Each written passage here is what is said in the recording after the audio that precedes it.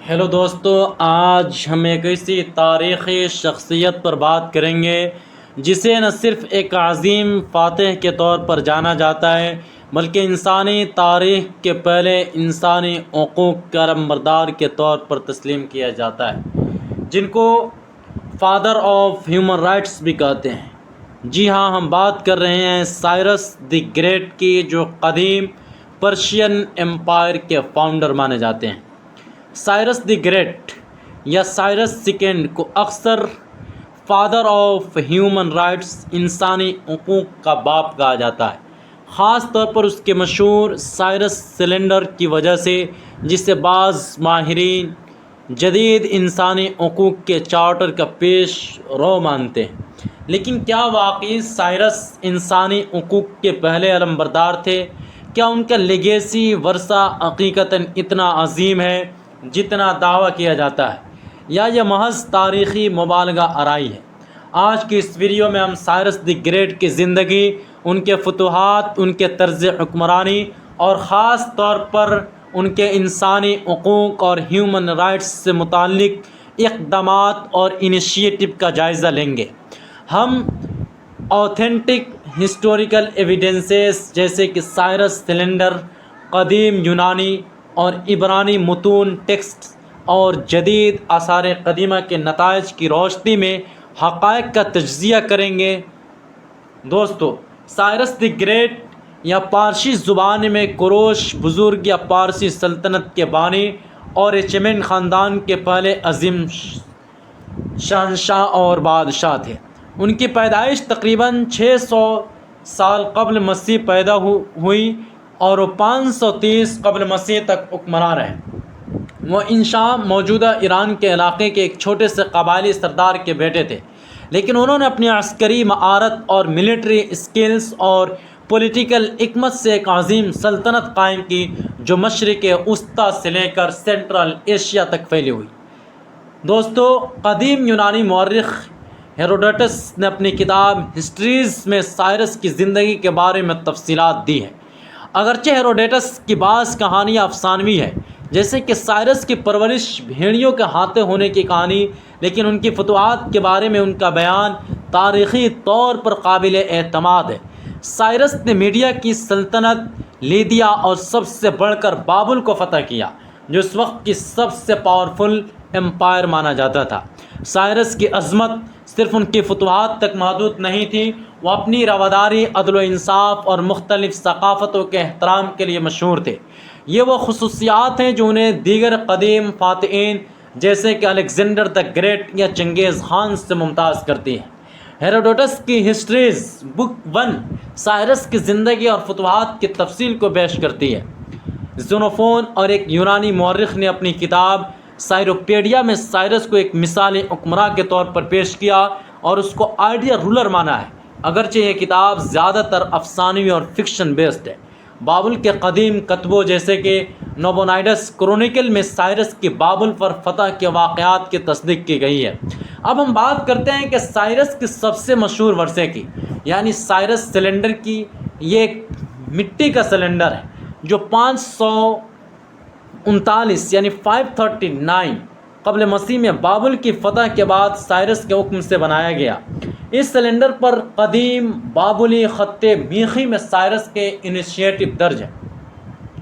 Cyrus cylinder کے مواد کی اگر ہم بات کریں تو سلنڈر میں سائرس کا دعویٰ ہے کہ انہوں نے بابل کو بغیر کسی خون ریزی کے فتح کیا۔ انہوں نے بابل کے دیوتاؤں کے مندروں کو بحالی کی، تباہ شدہ شہروں کی تعمیر نو کی اور جلا وطن لوگوں کو ان کے وطن واپس جانے کی اجازت دی۔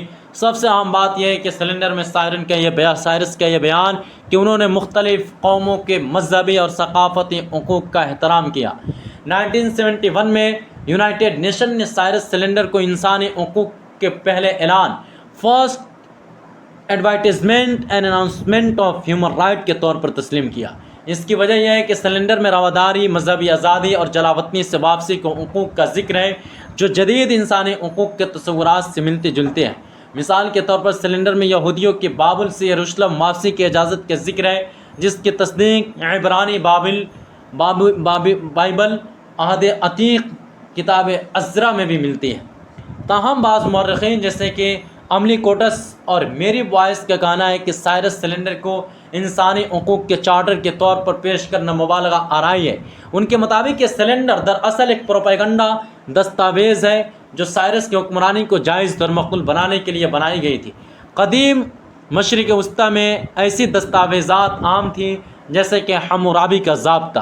سائرس سلنڈر فی الحال برٹش میوزیم لندن میں موجود ہے اور اس کا ترجمہ متعدد زبانوں میں کیا جا چکا ہے۔ عبرانی بائبل میں سائرس کے یہودیوں کو یروشلم واپسی کی اجازت دینے کا ذکر ہے۔ جدید آثار قدیمہ نے بابل کے خطبوں سے سائرس کے اقدامات کی تصدیق کی۔ سائرس کی حکمرانی کے سب سے منفرد پہلو ان کی رواداری تھی۔ انہوں نے اپنی سلطنت میں مختلف قوموں، مذاہب، ثقافتوں کو نہ صرف برداشت کیا بلکہ ان کی ترقی کی بھی حمایت کی۔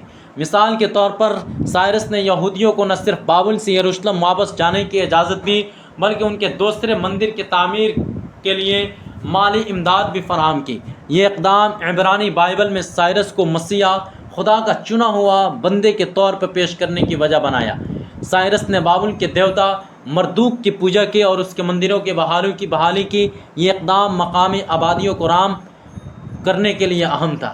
سائرس نے فتح شدہ علاقوں میں مقامی قوانین اور روایات کو برقرار رکھا جو اس وقت کے دیگر فاتحین کے برعکس تھا۔ بعض مورخین جیسے کہ پیئر برائنٹس کا کہنا ہے کہ سائرس کی رواداری دراصل ایک سیاسی حکمت عملی تھی۔ وہ اپنی سلطنت کو مستحکم کرنے کے لیے مقامی آبادی کی وفاداری حاصل کرنا چاہتے تھے۔ مثال کے طور پر بابل میں مردوک کے مندر کی بحالی سے انہوں نے بابلی پجاریوں کی حمایت حاصل کی۔ تاہم دوسرے مورخین جیسے کہ رچرڈ فرائی سائرس کی رواداری کو ان کی ذاتی اخلاقیات کا نتیجہ مانتے ہیں۔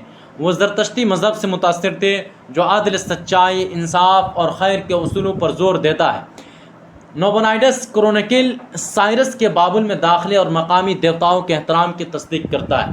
زرتشتی متون ٹیکسٹ جیسے کہ گاتھا عدل و انصاف کے اصولوں پر زور دیتے ہیں جو سائرس کے حکمرانی سے ہم آہنگ ہے۔ سائرس دی گریٹ کا ورثہ اور لیگیسی صرف قدیم دنیا تک محدود نہیں، ان کے انیشیٹو، اقدامات اور فلسفے نے جدید دنیا پر بھی گہرے اثرات متاثر کیے۔ سائرس سلنڈر کو جدید انسانی حقوق کے چارٹر جیسے کہ اقوام متحدہ کے universal declaration of human rights 1948 کا پیش رو مانا جاتا ہے۔ اگرچہ سلنڈر کو مبالغہ آرائی کے طور پر دیکھا جاتا ہے لیکن اس کا رواداری اور آزادی کا پیغام آج بھی متاثر کن ہے۔ سائرس کی سلطنت ایک کثیر الثقافتی سلطنت تھی جہاں پہ ملٹی کلچرلزم ایگزسٹ کرتا تھا، جہاں مختلف قومیں اور مذاہب ایک ساتھ پروان چڑھے۔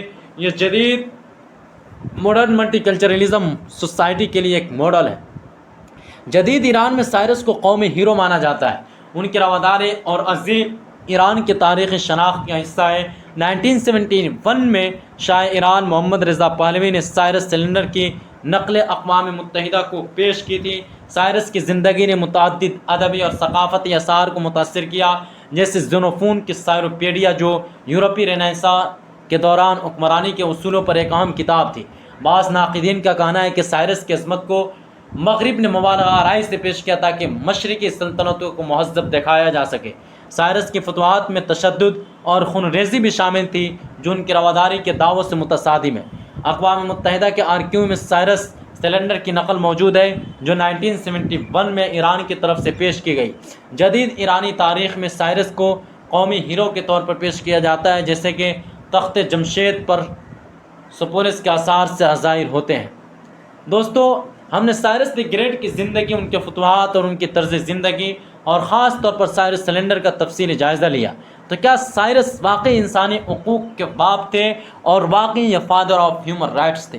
حقیقت یہ ہے کہ سائرس ایک عظیم فاتح، کنکرر اور حکمت عملی داں تھے جنہوں نے اپنی سلطنت کو مستحکم کرنے کے لیے رواداری، عدل کے اصول اپنائے۔ سائرس سلنڈر یقیناً ایک اہم تاریخی دستاویز ہے لیکن اسے جدید انسانی حقوق کے چارٹر کے طور پر پیش کرنا تاریخی تناظر سے ہٹ کر ہے۔ پھر بھی سائرس کی رواداری اور مختلف ثقافتوں کے احترام اور جلا وطنی لوگوں کی واپسی کے اقدامات انہیں اپنے وقت کے دیگر فاتحین سے ممتاز کرتے ہیں۔ سائرس کا لیگیسی آج بھی ہمیں یہ سبق دیتا ہے کہ ایک عظیم رہنما نہ صرف طاقت سے بلکہ عدل، رواداری اور انسانیت سے بھی حکمرانی کرتا ہے۔ اگر آپ کو دوستو یہ ویڈیو پسند آئے تو پلیز لائک کریں، شیئر کریں اور کمنٹس باکس میں اپنے خیالات، افکارات کا اظہار کریں۔